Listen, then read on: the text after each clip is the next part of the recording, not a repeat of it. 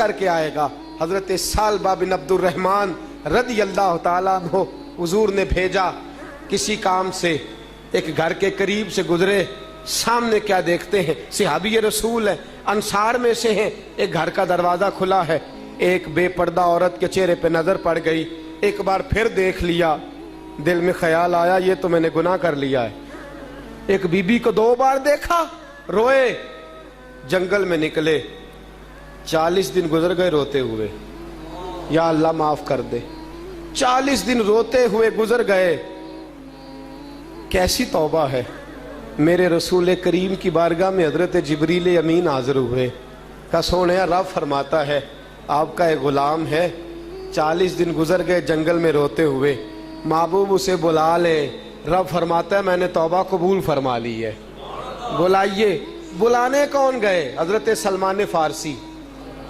بلانے کون گئے؟ حضرت علی المرتضی شیر خدا رضی اللہ تعالیٰ عنہما بلانے گئے۔ حضرت علی کو آتے دیکھا تو جناب ثعلبہ دوڑ کے آئے، حضرت علی کے قدموں میں گرے، کہنے لگے علی مجھ سے گناہ ہو گیا ہے، توبہ بڑی کی ہے، پر ڈرتا ہوں مصطفیٰ کا سامنا کیسے کروں گا، میری سفارش کریں گے؟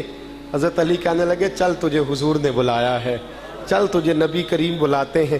جناب ثعلبہ کہنے لگے نہیں، میں اس قابل نہیں کہ حضور کے سامنے جاؤں، اس طرح کرو مجھے اس وقت لے جانا جب نبی پاک نماز پڑھا رہے ہوں، میں نے تو گناہ کر لیا ہے، میں سامنا نہیں کر سکتا۔ لے گئے مسجد میں، حضور جماعت کرا رہے تھے، نبی پاک کی تلاوت کی آواز سنی، چیخے مار کے رونے لگے، زمین پہ گرے، صحابہ نے اٹھا کے گھر پہنچا دیا۔ نماز کے بعد حضور نے فرمایا ثعلبہ کو لینے گئے تھے، سونیا سارا کچھ آپ جانتے ہیں، نماز میں بے ہوش ہو گئے، گھر چھوڑ آئے، ثعلبہ تیرے نصیبوں پہ قربان جائیں، توبہ کا کتنا کو اجر ملتا ہے۔ ادھر خدا کا پیغام آتا ہے اور توبہ پہ انعام یہ ملا کہ میرے رسول پاک نے فرمایا چلو میں اس کے گھر چلتا ہوں۔ یہ توبہ کا انعام دیکھیے، یہ توبہ کا انعام دیکھیے، یہ توبہ کا انعام دیکھیے کہ حضور چلے گھر کی طرف، میرے رسول پاک دروازے پہ پہنچے، ساری اللہ کی رحمتیں، خدا کا سارا کرم، سارا فضل جناب ثعلبہ کے دروازے پہ۔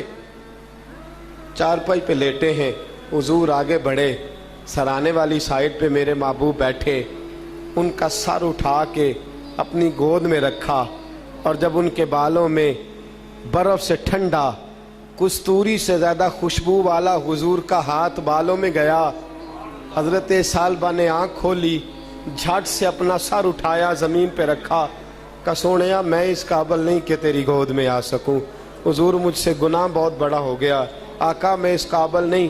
رسول پاک نے فرمایا ثعلبہ تیری توبہ اللہ کو اتنی پسند آئی ہے کہ جبریل امین پیغام دے کے گئے ہیں، خود حضرت جبریل آئے ہیں پیغام خدا بندی لے کے کہ توبہ قبول ہوئی۔ یارو کیسا درد ہے، کیسی توبہ ہے۔ حضرت ثعلبہ کہنے لگے سونیا آپ بتائیں آپ مجھ سے راضی ہیں کہ ناراض ہیں؟ حضور آپ راضی ہیں کہ ناراض ہیں؟ اللہ کے رسول نے فرمایا ثعلبہ خدا بھی راضی ہے، میں بھی راضی ہوں۔ یہ جملے کیا تھے؟ دنیا اور آخرت کی کامیابیوں کا پیغام تھے۔ جب حضور کی زبان سے نکلا نا راضی ہوں، اللہ اکبر کہہ کے ایک نعرہ لگایا، روح ان کی پرواز کر گئی۔